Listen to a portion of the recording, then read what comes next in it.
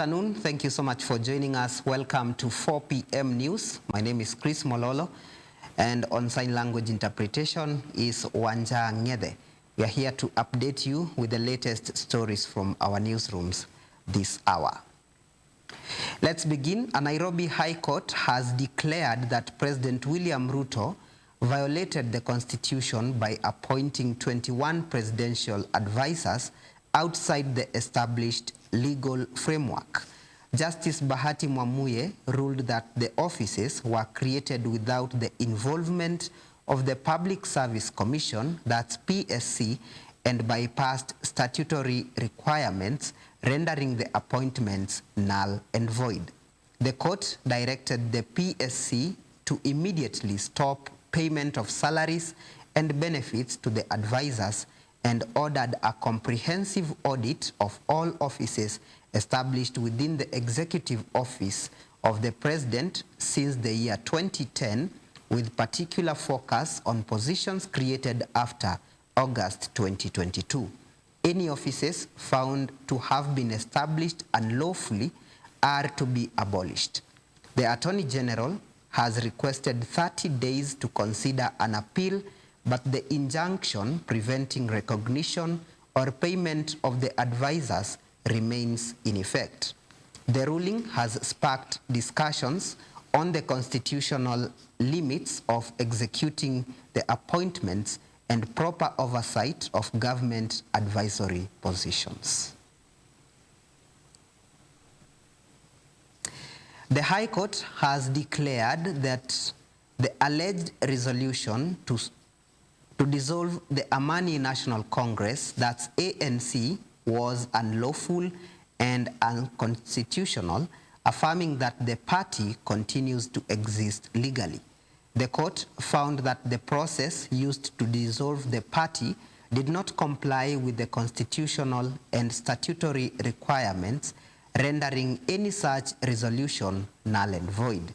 Justice Bahati Mwamuye ruled that a gazette notice by the Registrar of Political Parties purporting to dissolving the ANC has no legal effect.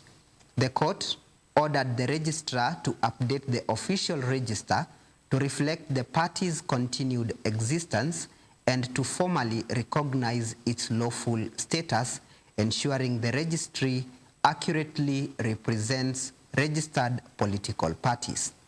The judgment also barred any interference with the party's assets and pending compliance with the court's orders. The ruling guarantees that ANC retains all rights, responsibilities, and recognition under Kenyan law, reinforcing the judiciary's role in protecting constitutional and political party rights. In other news, former Interior Cabinet Secretary Dr. Fred Matiang'I has called on young Kenyans to actively engage in the democratic process by registering as voters and making their voices heard. He said youth participation is essential for building a strong and inclusive democracy. Matiang'I emphasized that young people who make a large share of the population have the power to influence leadership and policy decisions. He urged them to take advantage of registration opportunities and participate fully in shaping the country's future. The former CS also encouraged the Independent Electoral and Boundaries Commission, IEBC, to facilitate youth registration drives, ensuring that first-time voters and students have easy access to the process. Elsewhere, Suna East Member of Parliament Junet Mohamed has confirmed that the Orange Democratic Movement, ODM, remains united and cohesive despite members holding different perspectives on certain issues. He stressed that these differences have not evolved into organized factions within the party. Junet said internal debates are a normal part of party politics and do not threaten the overall unity or direction of ODM. He urged members to focus on shared goals and the party's mission ahead of the upcoming elections. The MP's remarks come amidst speculation about potential divisions within ODM, which he dismissed, emphasizing that the party continues to function as a single coordinated entity with strong leadership. And to the final update, Winnie Byanyima, that's the wife of detained opposition leader Dr. Kizza Besigye, has accused the Uganda Prisons Service, UPS, of hiding his true condition and denying him medical care, warning that his life is at risk. She said officials misled the public and blocked access to proper treatment.